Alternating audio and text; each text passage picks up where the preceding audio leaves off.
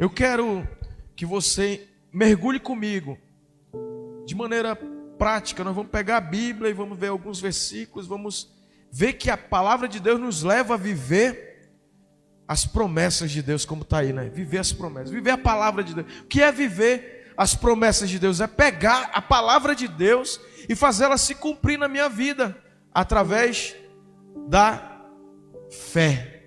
A fé agarra a palavra de Deus e ela traz a palavra de Deus para a minha realidade. É a fé. Eu não pego Deus como eu pego esse copo aqui, mas eu pego Deus pela fé. De fato, olha só, irmão, de fato, sem fé. É um texto que todos nós já conhecemos de cabeça. Sem fé é impossível agradar a Deus, porquanto é necessário que aquele que se aproxima de Deus fique chorando, lamentando, reclamando, não creia que Ele existe e que é recompensador, galardoador, presenteador daqueles que o buscam. Senhor, eu creio em Ti. Eu não creio nessa dor que eu estou sentindo, que ela vai viver me atormentando. Eu não creio nessa circunstância que está me oprimindo.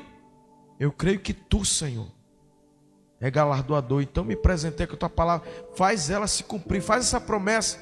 Então a gente vai explorar de maneira prática a diferença entre fé e esperança, a importância de crer com o coração e como viver uma fé bíblica ativa para alcançar as promessas divinas. Quem quer alcançar aqui as promessas divinas? Eu não quero ficar vendo os outros, quero alcançar, eu quero desfrutar das promessas de Deus, amém? Que as promessas de Deus são tão abundantes, tão poderosas, e eu e você podemos experimentar elas na nossa vida. Não é um conto de fada, não é uma mitologia. Então, a fé, ela dá substância à esperança. Eu espero a esperança. Um dia, a fé, ela pega a esperança e traz para condição de substância. Ela dá forma ao invisível.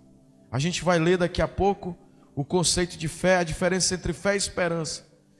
Esperança é desejar algo no futuro. Tem muita gente que confunde esperança com a fé. A esperança é um dia, a fé é hoje, amém?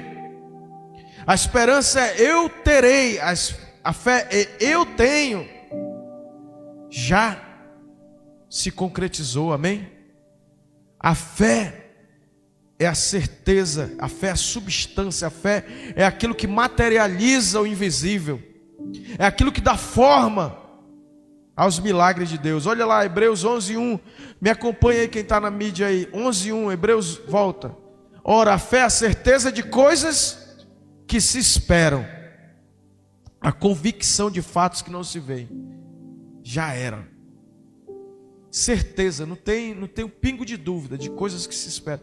E a convicção, eu não vejo, mas já é um fato. Amém? Eu não vejo, mas com os olhos da fé já é. Tem muita gente que hoje vive uma realidade, e é real, irmãos. Às vezes a gente abandona a fé para viver nas circunstâncias. Mas hoje, por exemplo, eu já falei aqui, vou trabalhar ali, levantar as mãos e trabalhar de maneira intensa para alcançar aquele objetivo e não acontecer. Mas quando tu esqueceu, aconteceu. Mas um dia tu levantou a mão e disse: eu vou trabalhar aqui. Vocês estão me entendendo, irmãos? Às vezes o cara ir lá e olhar a loja. Isso hoje, né, até o Mastermind, né, mudança de mente mestra, acho que é isso, mente mestra, de você poder desfrutar das coisas, que hoje isso é utilizado de maneira muito forte pelo desenvolvimento humano, pelo coach, né, pela neurolinguística, mas isso nada mais é do que um mecanismo de fé. Você ir lá comer num lugar bem requintado, né, num lugar que você é o tal do merecimento, né? Tem muita gente que não vence porque ela não acredita, ela não quer que ela merece aquilo. A questão do merecimento não no sentido do mérito, mas de poder desfrutar. Quantos estão comigo nesse raciocínio? Eu vou ver um carro, uma casa lá e orar. Isso são fatos que não se veem, mas que são o quê? Certezas, convicção, certeza, convicção de fatos que não se veem. Eu não vejo, mas eu sou já possuidor disso. Quando Caleb e Josué voltaram, ele diz: o Senhor já nos deu a terra. Eles não tinham nenhuma. Não, os outros lá 10 espias que eram príncipes, não, eles são um gigante. Eles, relatório negativo, relatório de incredulidade e um relatório positivo de fé. Ele já nos deu, o Senhor já nos deu. Eles não têm o amparo do Senhor. Nós vamos comer aqueles caras. Os caras se achavam gafanhoto, nós somos como gafanhoto. E Josué e Caleb, não, eles são como pão, nós vamos comer eles, porque eles perderam o amparo. Nós temos o Senhor, amém? Então tudo isso é fé. Tinha aqui uma história de uma mãe e a cura de um filho. Uma mãe tinha um filho gravemente doente, e embora os médicos dessem pouca chance de recuperação, ela manteve a esperança. Ao ler Hebreus 11:1, ela percebeu que precisava transformar sua esperança em fé. Declarou a promessa de Isaías 53:5 e orava todos os dias e cuidava do filho como se estivesse curado. Coloca aí Isaías 53. Ela pegou essa palavra, essa mãe que tinha, muitas mães passam por isso, de um filho com diagnóstico incurável, que a medicina, o médico disse: ó, a circunstância, o que você está vendo, eu não vivo pelo que vejo, eu não vivo pelo que sinto. O médico está dizendo: ó, não tem jeito, o quadro é irreversível. Mas essa mãe, com esse menino, ela cuidou desse filho como se ele tivesse curado. Isaías 53:5. Mas ele foi traspassado pelas nossas transgressões e moído pelas nossas iniquidades. O castigo que nos traz a paz estava sobre ele, e pelas suas pisaduras nós seremos sarados. É isso que a Bíblia diz? Isso é a esperança. Um dia serei sarado. Mas ele diz, na linguagem da fé, já fomos sarados. Amém? Diga assim: eu fui sarado. Em nome de Jesus, eu sou da saúde, da cura, não da enfermidade. Eu fui enfermado, eu fui adoentado, não, eu fui sarado, eu fui curado. O filho dessa mãe estava enfermo, mas todo dia ela cuidava dele como se ele tivesse curado. Não ministre doença nos seus filhos, amém? Esse é o grande valor da fé. Ministre saúde. Tem gente que hoje em dia diz: não, meu filho tem a síndrome disso, síndrome daquilo. Não libera, embora o cenário tenha um cenário ali, aparentemente de um diagnóstico, você vai declarar fé, amém, queridos? Hoje está todo mundo parece assim que é uma tendência. Não, eu tenho essa síndrome, e a fé é diferente. Está aí. A mãe pegou e disse, orava todos os dias, Isaías 53:5, como se estivesse curado. Em pouco tempo, o menino se recuperou totalmente, porque ela não ficou fortalecendo a doença, ela ficou enfraquecendo as circunstâncias, ela ficou enfraquecendo o poder da doença, e ela ficou liberando a palavra: fomos sarados. O castigo que nos traz a paz. Tudo isso é para mim. Diga para você, diga para o seu irmão: é para mim, querido. Hoje eu estou um pouquinho egoísta, é para mim. Viver as promessas de Deus. Deus quer que você... Ai, pastor, será que Deus... A gente tem uma cultura de incredulidade que... Não, Senhor, eu sou um miserável, eu não presto para nada, mas eu venho diante da tua presença como um mendigo, como... Não! Tu já pensou, o Davi chega comigo: pai, eu não presto para nada, eu vou ficar mordido com ele. Não, meu amigo, tu é o cara, bicho. Tu vai querer que o teu filho fique se sentindo um miserável, um qualquer? Não. Deus quer que você haja em fé. Aquele que se aproxima de Deus com fé, ele agrada a Deus. É impossível agradar a Deus com incredulidade, mas é fácil agradar a Deus, faz Deus ficar feliz. Pois, cara, acredita em mim, e eu criei uma pessoa de valor, amém? Não estou falando de soberba, de vaidade, de orgulho, de arrogância. Estou falando de identidade, amém, queridos? de identidade. O diabo ele vem só para caluniar, para difamar, para fazer a gente se sentir mal. Mas hoje você vai sair daqui na tua identidade de fé, na tua identidade de filho, de viver as promessas de Deus. Olha lá, a fé não é um assentimento mental. Concordar mentalmente com a palavra não é suficiente. Romanos 10:10 coloca aí, a fé genuína vem do coração, ou seja, do espírito. Quando a Bíblia fala de coração, ela está falando do âmago do ser. Ela não está falando que eu vou crer com esse órgão que bombeia o sangue. O coração é um órgão vital, mas ela está falando da vitalidade, do âmago do ser, do espírito, que é que nos sustenta. Sem o espírito a gente está morto, irmão. Quando Deus criou o homem, seu espírito ele estava lá, inanimado. Quando soprou o espírito, que é o verdadeiro ser, a gente tem que crer com o nosso ser espiritual, com o nosso interior. Ele diz aí, Romanos 10:10, porque com o espírito se crê. Para quê? Para a justiça, irmão. Se eu creio na condenação, na culpa, eu não vou experimentar as promessas. Mas se eu creio na justiça com o meu espírito, com o meu interior, com o meu ser verdadeiro, com o âmago do meu ser, eu começo a experimentar as promessas de Deus, amém? Quantos querem experimentar? Diga, o meu espírito tem que crer. Não é a minha mente, não é a minha razão, não é aquilo que eu ouço, não é as minhas sensações, mas é o meu espírito. Quando a gente começa a calibrar a nossa vida, a alinhar a nossa vida com a palavra de Deus, as coisas começam a acontecer, amém, queridos? Não precisa você ficar fazendo uma força mental para me crer. Não, eu simplesmente creio com o meu novo homem, com o meu novo ser, que foi recriado para viver o reino de Deus na plenitude, amém? E aí ele diz, com o coração se crê para a justiça, e com a boca se confessa a respeito da salvação, o processo da fé. Mas Marcos 11:23 ele diz, se tu crê com teu coração, olha lá, Marcos 11:23, coloca lá. Porque em verdade vos afirmo, que se alguém disser a este monte, ergue-te e lança-te no mar, e não duvidar no seu espírito, na mente, entendeu? No racional é loucura, eu vou dizer para um monte se levantar. Como que o monte não é inanimado, né? Não tem vida. Ergue-te, lança-te no mar, e não duvidar no seu espírito, no seu interior, no seu verdadeiro ser. Aí olha a palavra. Porque em verdade vos afirmo que se alguém disser a este monte, ergue-te e lança-te no mar, e não duvidar, ou seja, crer no seu coração. Eu não vou duvidar aqui no meu interior, aqui eu posso estar meio maluco. Está entendendo, irmãos?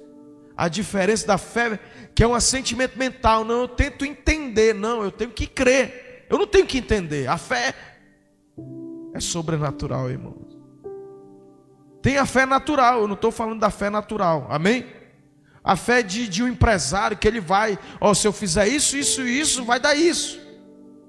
A fé de qualquer ser humano, ela é poderosa por si só. Mas eu estou falando da fé de Deus, amém? Da fé do sobrenatural, da fé de coisas impossíveis, da fé que materializa as promessas de Deus. Não estou falando em nível humano, de sonhos humanos, que são poderosos também. O cara visualiza um empreendimento. Eu sempre falo do Estúdio 5, isso aí era um matagal. Quando fizeram esse shopping, eu fiquei meio assim, nem na época eu era maconheiro. Aí eu entrei, sabe, só vivia nos canto de rua atrás de droga.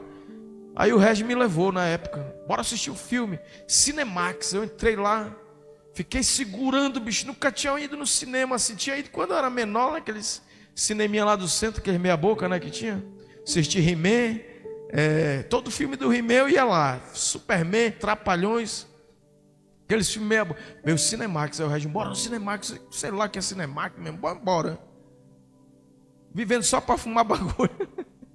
Chega lá, irmão, aquele copão maceta, né, de refrigerante gelado e frio lá dentro. E eu, meu irmão, muito bonito. Aí cheguei sentei aquela poltrona bonitona e tal, e segurando isso aqui congelado. Quando eu olho, o Regis Bossal lá com a Lília botando o copo e não estava nada gelado. Eu não sabia que tinha um negócio de colocar o copo. E o meu copo congelando a minha mão no frio. Eu, meu Deus do céu, como o cara é burro, né? Aí botei assim, né? Fui no banheiro, queria lavar a mão, e agora, meu amigo? E queria rodar e nada, e nada, e nada. Aí, foi Deus, eu acho, na hora. Botei a mão, caiu a água. O rapaz chegou, me espantei, caiu a água. Agora é assim, aí aprendi. Mas o que eu quero dizer? O cara com a mente natural, ele cria coisas. Já pensou uma torneira que tu mete a mão e tira? Naquilo foi um negócio assim. Rapaz, e a gente não tem fé. O cara tem fé para ele criar algo, né? Que o cara mete a mão invisível, mete lá, tira. Bota, aperta aqui a lâmpada, vai ser o cara que criou a luz, né? Thomas Edison. São pessoas poderosas, mas eu não estou falando dessa fé poderosa humana. Eu estou falando da fé sobrenatural, da fé que move o mundo de Deus, que move o impossível, e que promessas de Deus vão se concretizar na vida da igreja do Evangelho Vivo, na minha vida e na tua vida. O poder de Deus, ele está ativo. Ele não ficou lá com os apóstolos, ele está fluindo aqui, mas precisa de pessoas que vivam no espírito da fé. Quem crê nisso, dê um aplauso ao Senhor e diga: eu sou da fé, eu creio com o meu coração, eu vou remover montanhas, eu vou fazer o sobrenatural se mover. E aí, queridos, mas crê que se fará o que diz, assim será com ele. É muita onda, meu irmão, o cara dizer assim: Jesus foi Jesus, irmão. Não foi Paulo, não foi Moisés, não foi os Isaías, grandes produtores do livro, do texto sagrado. Foi o próprio Jesus. Disse: tu vai dizer, e tu vai crer com o teu coração, com o teu espírito, e vai acontecer. Se ele diz que vai acontecer, eu tenho que crer. Eu creio na palavra de Jesus, amém? Diga para o seu irmão: eu sou da fé, meu irmão. Eu creio naquilo que Deus fala comigo. Nem só de pão viverá o homem, mas de toda palavra que sai da boca de Deus, disso viverá o homem. Eu vivo pela fé, eu não vivo pelo que eu vejo. Amém, queridos? Diga para o seu irmão: você não está na conferência, você está na fé. Você não vive de emoções, você não está no encontro, você está na fé da palavra de Deus. Ah, irmão, eu cheguei aqui todo, se fosse olhar para os meus sentimentos, eu não tinha nada para... Mas a fé, querido, ela empodera a gente, ela energiza a gente. Você é tomado do poder do Espírito Santo, que o teu corpo já era, teus sentimentos. Meu irmão, quantas pessoas estão com doença mental por falta de fé, crendo na mentira, crendo no... Eu falo isso e vou repetir porque é uma realidade. A mente mente, crendo nas mentiras. Vou ficar nisso, e vai e fica pensando. Não pensa. O em que pensar? Tudo que é puro, tudo que é verdadeiro, tudo que é de boa fama, se há alguma virtude, algum louvor, seja nisto o que vocês pensam. Seja coisa de fé. Não é coisa, agora não, impuro, meu irmão. Todo mundo está cheio de malícia, todo mundo está contra mim. Na mentira, o diabo é mentiroso, irmão. Ele é pai da mentira. Ele vai dizer que tu vai se lascar toda vez. É ou não é? Ele fica 24 horas. A Bíblia diz, Apocalipse 12, não lembro o versículo, mas lê lá o Apocalipse 12, que faz bem para a tua vida espiritual. Mas ele diz: e eles o venceram. Quem venceram? O enganador, o que os acusava de dia e de noite. O acusador dos nossos irmãos. Pelo sangue do Cordeiro e pela palavra do testemunho, pela palavra da fé. Cada mentira de Satanás tem que ter uma palavra de verdade da palavra de Deus, amém? Olha aí, finalmente, irmãos, tudo que é verdadeiro, tudo que é respeitável, tudo que é justo, tudo que é puro, tudo que é amável, tudo que é de boa fama, se há alguma virtude,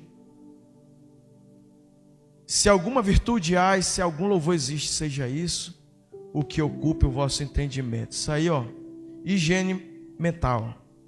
Vem um pensamento fora desse padrão, sai fora. Eu tenho dito, irmão, eu esqueço tudo. Eu não vou ficar me preocupando, não.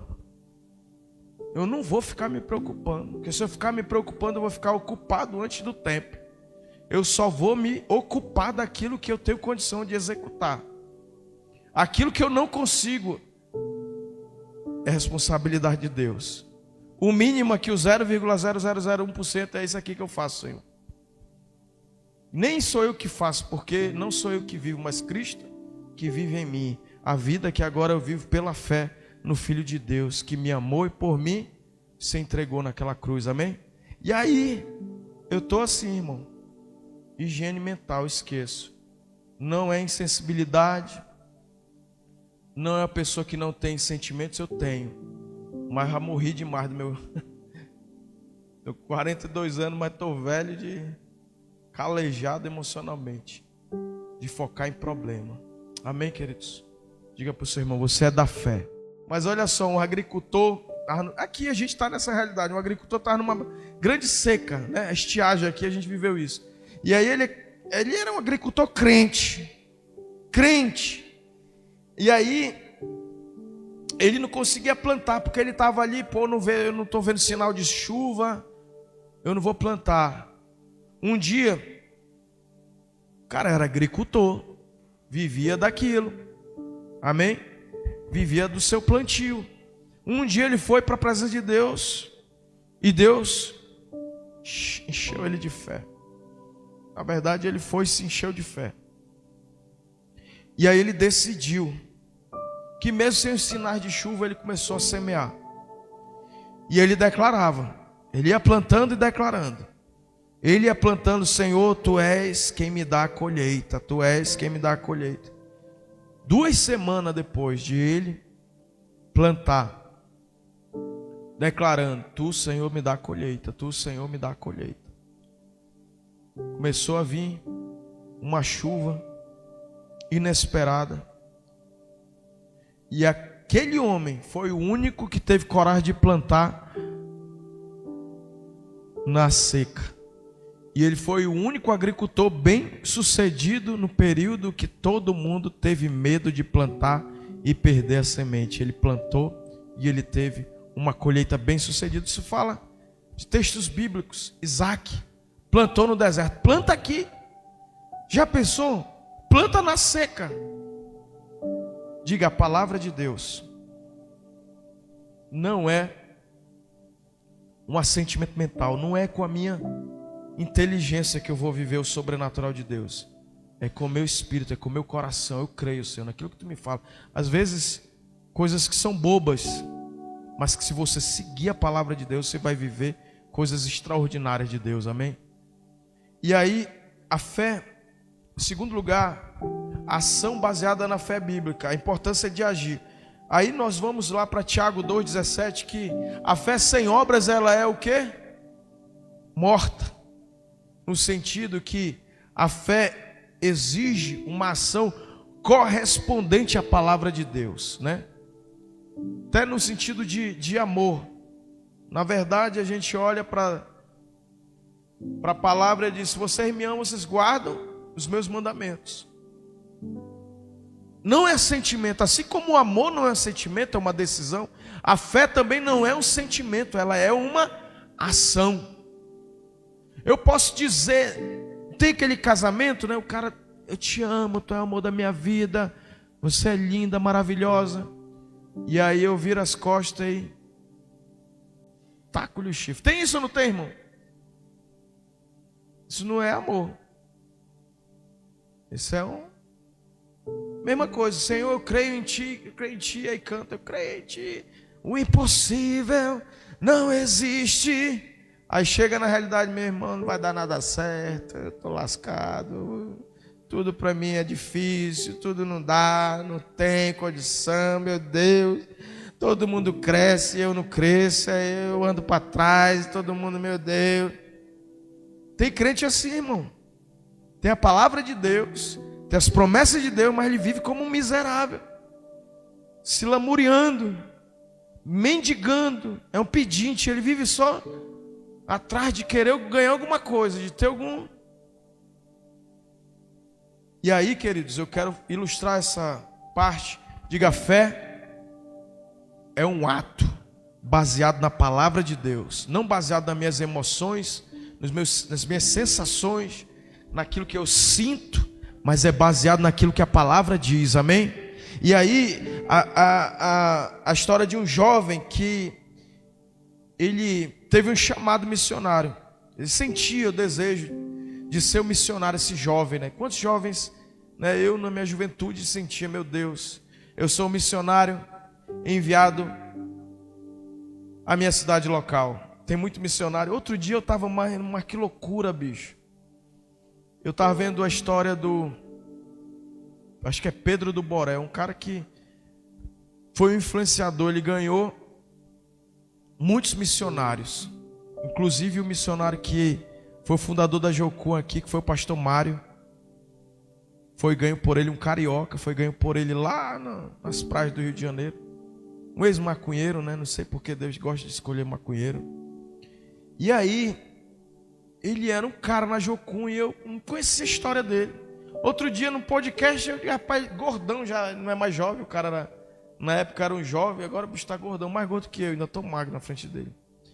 E aí ele foi contar a história dele, que ele era o cara assim da zona classe média, zona sul do Rio, e Deus pegou ele numa igreja e tal, de repente ele conheceu uma equipe da Jocum e dali ele recebeu o chamado.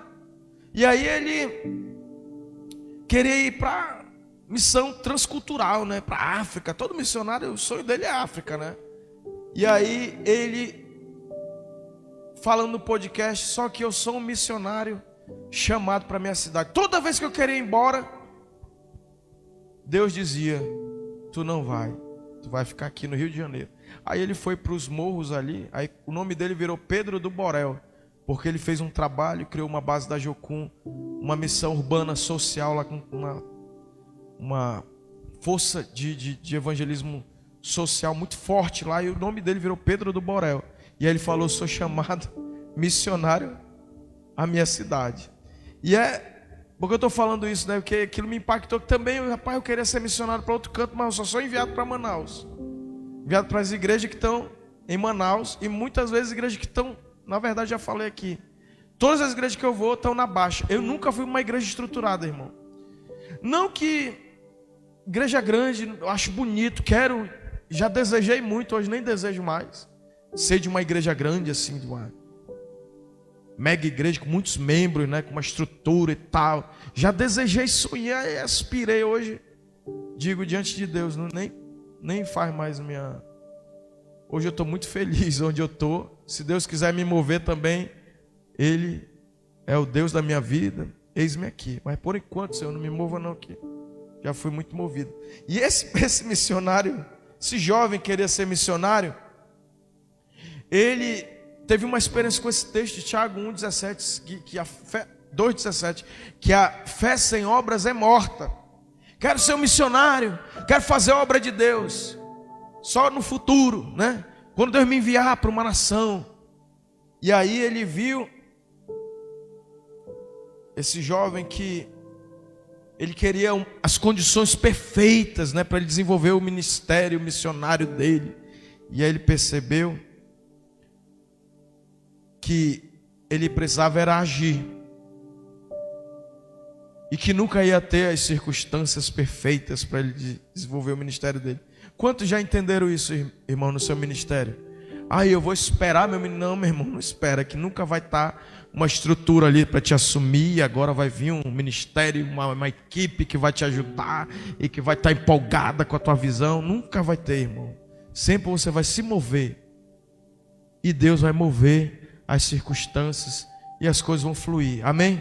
E quando ele leu, ele disse: eu vou agir. Ele entendeu, eu vou agir. Ele começou a evangelizar no bairro dele, ele começou a fazer missões locais, né? Que o cara quer muito missões. Ele começou a evangelizar no bairro, e em poucos meses Deus foi abrindo portas para ele, e ele foi impactando, e daqui a pouco esse jovem estava em missões transcultural, em outras nações, no exterior, né? E assim a fé, irmãos. Abraão, vamos lá para Abraão. Abraão era o homem da fé, né? Olha lá, Abraão. Vamos pegar o Abraão. Romanos 4, 17 até o 21. Coloca aí na tela, por gentileza. Olha que a palavra nos ensina. Como está escrito: por pai de muitas nações te constituí, perante aquele no qual o quê? Creu. Diga, Abraão creu. E aí continua: o Deus que vivifica os mortos e que chama as coisas e que chama a existência as coisas que não existem. Chama o quê? A existência as coisas que não existem. Diga, a fé chama a existência as realidades que não existem, as coisas que não existem. Ela realiza a fé. E aí ele continua instruindo sobre fé. 18: Abraão, esperando contra a esperança. A esperança dizia: tu é um velho, tua mulher é uma velha, tua mulher é estéril, tu já não dá mais, tu não dá mais conta, tu já está com o corpo amortecido, Sara é estéril, acabou. Ele creu contra a esperança. Ninguém dizia: tu é pai de multidão, e todo mundo dizia: tu não é nada, rapaz. Tu é casado com uma velhinha e tu não consegue, meu chefe. E pai de multidão era uma coisa que não tinha. Pai de multidão, e te constituiu pai de nações. Parece brincadeira, irmão, mas ele creu contra a esperança. Creu para vir a ser pai de muitas nações, segundo o que lhe fora dito: assim será a tua descendência. E ele não tinha filho. E aí continua o texto, 19: e sem enfraquecer na fé. Olha a fé, diga, a fé. Sem enfraquecer na fé, embora levasse em conta o seu próprio corpo já amortecido. Ele não vivia pelo que ele via, ele vivia pelo que ele cria. Porque se ele fosse pelo assentimento mental, meu corpo está amortecido. Pai de multidões, pai de muitas nações, uma descendência, isso aí é... Não tenho nenhum filho. Nem um filho eu tenho, meu corpo não dá mais, amortecendo já de 100 anos, e idade avançada de Sara, 20. Circunstâncias totalmente contraditórias, irmãos. Mas diga, as circunstâncias têm que se curvar ao poder da palavra de Deus, ao poder da promessa de Deus, e ela se cumpre, queira ou não queira, irmão. O diabo vai ter que ver você experimentando e desfrutando e vivendo as promessas de Deus, amém? Não duvidou por incredulidade da promessa de Deus, mas pela fé se fortaleceu, dando glória a Deus. Meu irmão, ele saiu: obrigado, Senhor, porque eu sou pai de multidões, obrigado porque eu tenho uma descendência numerosa, dando glória a Deus, exaltando a promessa de Deus, não exaltando as circunstâncias, amém, queridos? Tem muita gente que exalta as circunstâncias, a fraqueza, os sentimentos, as sensações, o corpo já amortecido. Ele: não, meu corpo ele ressuscita, ele traz à existência as coisas que não existem, ele vivifica o corpo mortificado, ele dá vida. E aí ele diz, dando glória a Deus, 21, para encerrar a leitura. Coloca o versículo 21. Estando plenamente convicto de que ele era poderoso para cumprir o que prometera. Diga, a fé não está baseada na minha condição, na minha capacidade, na minha condição. Eu tenho dinheiro para fazer isso, então não é fé sobrenatural, fé natural, amém? Vou investir, vou ganhar dinheiro. Não está baseado na minha condição, na minha capacidade resolutiva. A fé está baseada no poder de Deus, que é inquebrável, amém? Infalível. E aí a gente vai para uma reflexão. O empresário precisa de fé. Às vezes o empresário acredita, mas tem uma hora que ele chega: meu irmão, acabou. Eu vou dar o exemplo de um empresário aqui que está na crise financeira. Essa grave crise financeira, esse empresário cristão estava à beira da falência. E aí ele leu, foi inspirado com a história de Abraão em Romanos 4. Ele decidiu confiar nas promessas de Deus. Meu Deus, lá Filipenses 4:19, né? O meu Deus, segundo a sua riqueza em glória, há de suprir. E aí, querido, ele mudou a visão dele, ele foi para a visão da fé. Em vez de ele visualizar a crise, a falência, ele visualizou o poder de Deus, as promessas de Deus. E aí começou a mudar. as decisões dele, ele começou a ficar ousado, ele recebeu a ousadia da fé, e aí ele viu a recuperação dos negócios dele, ele começou. E eu quero declarar, se você está passando por uma crise, por uma falência, por um desemprego, por um cenário de falência ou por um cenário de desemprego, de não ter receita, eu quero declarar que Deus vai fazer você um Abraão, sem condição, virar o pai de multidões, uma pessoa que reverte o cenário, pelo poder da fé, irmãos. Firme na confissão da palavra de Deus. Você tem que declarar a palavra de Deus, não tem que declarar o problema. Irmão, deixa eu te falar uma coisa, eu cansei de achar que alguém ia resolver minha vida. A gente nasce, todos nós, isso aí eu não julgo, se você ainda, mas eu achava que alguém ia ajeitar a minha vida, irmão. Vai vir alguém, vai me ajudar. E aí eu começava a dramatizar, contar meu problema para A, para B, para C. Chegou um dia que eu disse, eu vou contar meu problema só para Deus. Amém? Só para Jesus. Se ele não conseguir resolver, mas tem gente que conta o problema para todo mundo. Conte para Deus, irmão. Abraão chegou, ele disse, eu tô triste. Tu disse que eu vou ser, mas o meu servo Eliezer que vai herdar tudo que eu tenho. Deus diz, vem para cá, Abraão. Deixa de ser mole, cabra. Sai dessa tua tenda aí, agora conta a estrela do céu aí, conta, vai ser assim a tua descendência. Renovou a aliança com Abraão e disse, vai ser de ti, Sara, tua mulher, vai dar um filho, e a Sara riu. E aí dali 1 ano Deus cumpriu a promessa dele, e eu quero declarar que vai ser assim. Muitas vezes a gente está morto, parece assim que acabou, mas é aí onde o poder de Deus entra, é na nossa fraqueza, amém, queridos? E eu não tenho que confessar minha fraqueza, tenho que confessar promessa de Deus, a palavra de Deus. Diga, eu tenho que dizer. O que é confessar? A promessa de Deus é dizer o que Deus diz. Amém? Hebreus 4,14, vamos lá. Hebreus 4,14. Retenhamos firme a confissão da nossa, tendo pois Jesus o Filho de Deus. Olha como eu estou falando, o Filho de Deus, como o que? Como os grandes sumos sacerdotes que penetrou os céus, conservemos firme a nossa confissão. Meu amigo, pastor, estou sozinho. Tá não, irmão. O grande sumo sacerdote está aí, papai. Vai lá com ele e mantenha firme. Senhor, tu falou comigo. Agora tenha uma palavra de Deus. Tenha uma palavra de Deus. Pega a palavra de Deus para você. A palavra de Deus fica lá, Salmo 23, Salmo 91 aberto. Não é esse não. Pega ela e esquenta ela dentro do teu coração. Faz ela ferver dentro de ti. Fervor é algo que ferve, irmão. Que ferve no teu espírito. Não é ficar lendo só teorias, teologizando, não. É pegar a palavra de Deus e dizer, ela é minha. Faz ela. Como, pastor? Retenha firme a confissão. Segura ela na tua boca. Olhando para quem? Firmemente para o autor e consumador da nossa fé. Quem é? Jesus, o qual em troca da alegria que lhe estava proposta, suportou a cruz, não fazendo caso da ignomínia, da vergonha, do vexame. Ele não está nem aí, ilusão lá. E aí, Senhor, eu estou aqui não fazendo caso, mas ele tinha uma promessa que ele queria ver eu e você vivendo. A Bíblia diz que ele se fez pobre para que eu e você fôssemos enriquecidos. Ele não fez caso da ignomínia.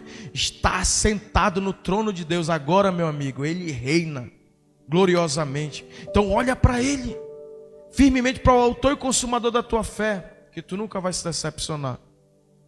Pessoas vão falhar, mas você, o fulano falhou, eu vou falhar junto com o fulano. Não, vou olhar firmemente para o autor e consumador da minha, diga, fé. Ele que é o autor, ele que desenha a fé dentro de você, ele que consuma, ele que te leva a fé que faz você viver o resultado. A mulher recebeu um diagnóstico terminal. Quantas mulheres, quem sabe você está aí hoje dizendo, poxa, fui no médico, estou com uma enfermidade em estado terminal.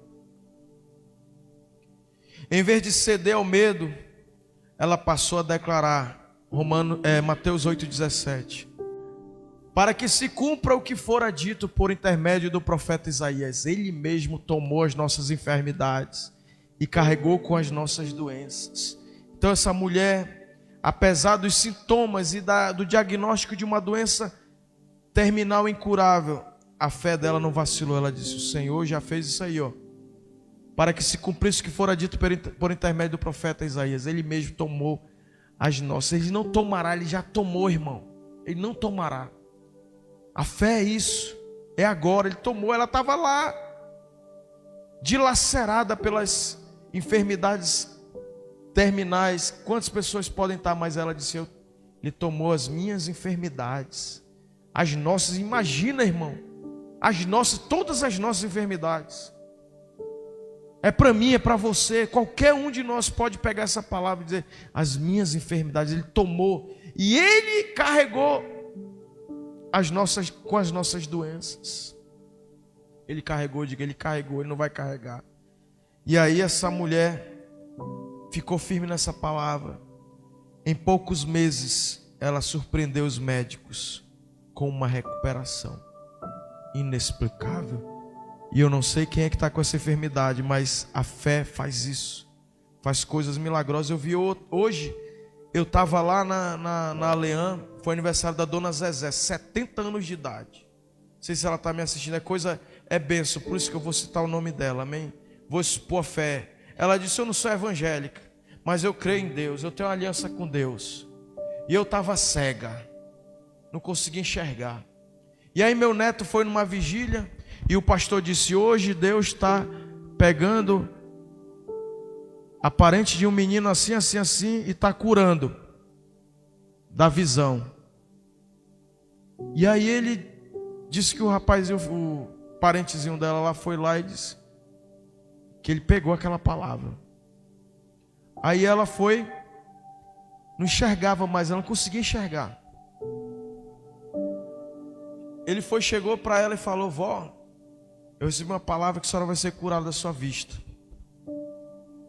E aí ela foi dormir. Quando ela foi dormir, ela começou a ver, como se fosse aquela cena do cara revelando e ela sendo curada. Quando ela acordou, a vista dela, que ela visualizava 30%, aí ela passou a enxergar tipo 70%.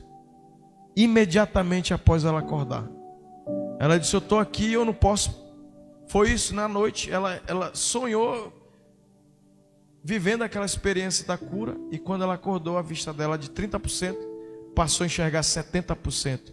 Ou seja, ela foi curada.